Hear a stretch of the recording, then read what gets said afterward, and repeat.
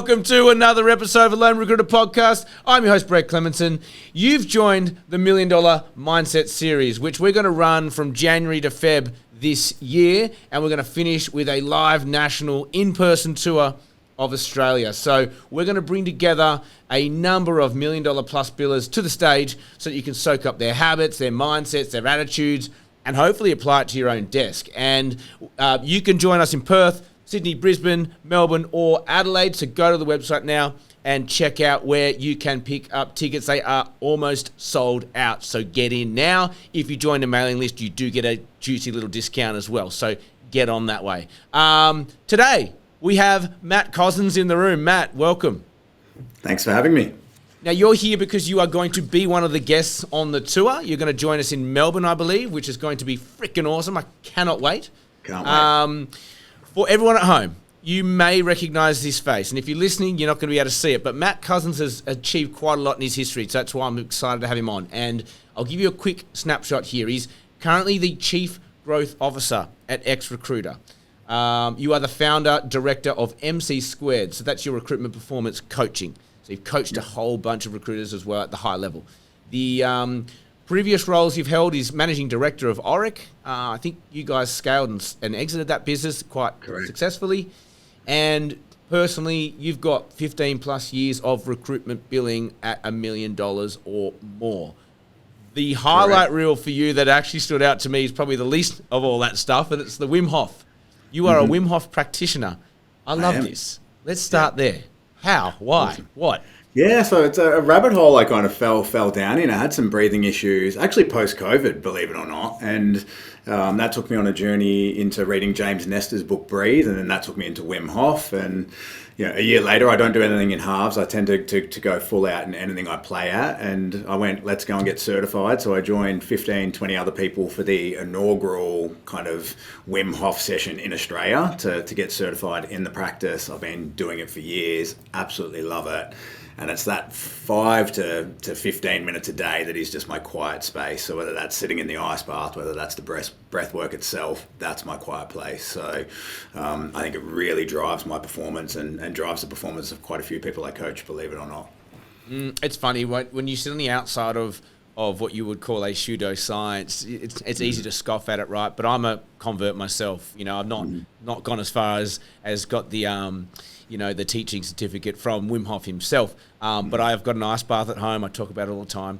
The Wim Hof is an amazing way to just center your body, charge it full of oxygen, or just take that buzz out of your system.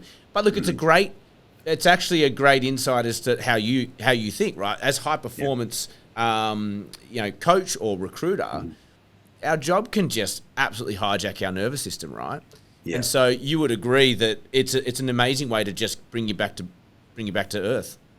Yeah, definitely. And I mean, that regulating your nervous system is so important. And I was speaking to a person I coached last week about this. He's actually working with me and another high performance coach who works with Olympians. And we're both aligned. And that regulating of your nervous system and finding out how to start your day and end your day to manage your energy and manage how you turn up is just vital to high level performance. And, this person I'm talking about, has done, $3 million in billings in his best year and probably lives in a deregulated state. So bringing those kind of systems and techniques in, it's not a pseudoscience. It 100% works.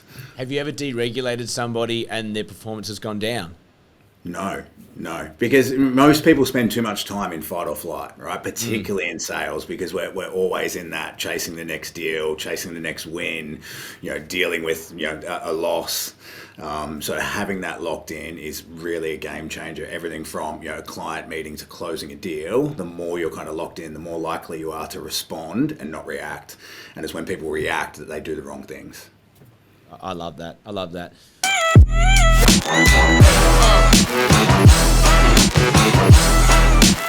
Well, in your position, you see a lot of people starting agencies, right? Particularly at Recruiter, and probably the advisory side as well. Do you see, I guess, any distinct behaviours or mindsets or attitudes in the ones that really do take off? Yeah, very much so. And I mean, I've been really blessed over here at Ex-Recruiter, and some people have seen this in the news, but H People just were recently the second fastest growing second fastest growing company in Australia, let alone recruitment company. Harwell were fifth. I coach both of those teams and have worked with Sam and Jory and Adam and Harvey, and there's definitely consistent things there. And I think, there's probably a few things. So one, and some of them are cliche. One is being super coachable. So even though they're absolute killers and they've built really good teams and good people around them, they're always learning. They're looking at, how do I get better at my craft? How do I leverage my strengths and my superpowers? And that really shines out. And then they have a plan and they deliver to that plan with discipline. And people hate it, but it is about doing the basics really well. So they're locked in on what I call OTMs and MTMs. So outcomes that matter, metrics that matter. They live and breathe them. They're not KPIs, but they're pillars for success. And I think that mindset shift there is really important. It's not about it being a KPI. It's about being the thing that actually drives success. And Take my money, Matt. You've just hit the nail on the head. I've never heard that before. Maybe that's my naivety. Everyone's heard of what a KPI is, but that shift on metrics that matter. What was it? Metrics that matter? And outcomes that matter. And outcomes that matter. And so to give you the difference between the two, outcomes that matter are the things that actually move the needle. So if I was giving it to you really simply, right, new jobs on, CV sent, interviews, placements, right, the metrics that matter that sit below that are your low-level KPIs that people hate. I call them noise, right? Your metrics that matter is noise. It's important for a low performer. It's important while you're learning your craft. But when you're a high performer, it's the outcomes that drive things, right? So I can be coaching a multi-million-dollar biller, and if I know their placement ratios, and I'm blessed to work with some people who have 85, 90%, a lot of retained work, it's okay, well, let's reverse engineer. You want to do $1 million, what's your average fee? Okay, based on your placement ratios, your number one outcome that matter is 2.5 jobs a week. If you do that, we know you're only picking up quality jobs. I don't need to teach you how to do that better, but that's the thing that's actually going to drive your business. And understanding the science that goes with the art is the way to get someone to elite performance really quickly. Goosebumps. I love that. Okay, so moving on, if we go to your website and your LinkedIn, you talk a lot around identity-driven growth. Okay, so who did you have to become? I'd love to understand you now. Who did you have to become to bill over $1 million consistently? How do you train recruiters to master this part of it? Yeah, so I mean, mindset is really like a secret key, and it's a hard thing to master if you haven't done the research into it. So if I look at myself, I guess the first part to that answer, and I'm going to give you two parts. The first part is I really had to become a student of my craft. Right, and what I mean by that is looking at what is the persona of an elite performer and what makes that up. So sales, marketing, negotiation, psychology of the deal, human behavior, communication styles, etc. And really honing that craft. So reading books, doing podcasts, getting the right coaches, really digging into that performance layer and going, how do I get better in each of those is probably the first part. And then the second part is really having a belief early on that you could be the best recruiter in Australia. Right now, people will argue whether I am or aren't, and I would never say that to a customer, but you've got to actually have that as a starting belief. And one of the best things I got from a mentor 6 weeks into recruitment, he was like, Matt, if you don't believe you're the best recruiter in Australia, no one else will ever believe it. Right? And he said, I want you every day to get up in front of the mirror and say, I'm the best recruiter in Australia. And people said, did I actually do that? Yes, I actually did that for the first 5 years of my career. Right now, whether you believe in affirmations or not, there's a whole bunch, again, of neuroscience around the things you focus on are the things that your brain will then go and find evidence for. So if you can then root that into discipline, habits, and skills, you can start to form that belief pretty quickly. And then if you are successful, and I happen to have a high level of success really quickly, that then starts to reinforce that belief. Now, that's not a belief I'm going to tell someone outwardly, but it's something that I had, for myself personally. And then it was like, okay, how do I now go and become that? And there's a whole bunch of tools and techniques. And if we had a long time today, I'd take you through an IM exercise and a bunch of things to start to look at how you build that identity. But the identity is the game changer. Right, and people only need to believe that you believe it.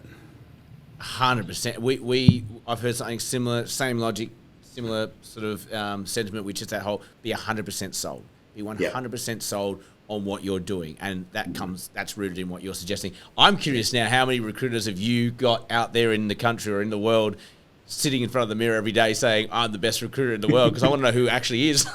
Yeah. And I'd say there's a whole suite of them, and I mean, there's probably a couple of things that sit there. So one is that as an affirmation.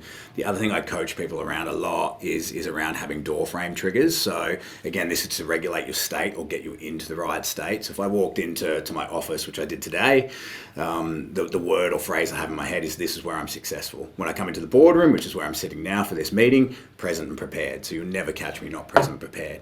And then equally, when I go home, they deserve my best is the trigger. So, and all of these little things are things that will get you in the right state and start to lock in your mindset. But you've got to have an awareness of it. So many people go through their career and life by accident, and it's really about how you design your state and how you design your environment to drive elite performance. And they're just a couple of really simple tools and techniques. But if someone today even just listened to this and went, "I'm going to implement Doorframe triggers," they'd see a radical change in 30 days. And even people who are skeptical, and I've had people in my team who've been skeptical, I've had their partners ring me within 30 days and say, "I don't know what you did to X," but they're a different person when they get home. Unbelievable.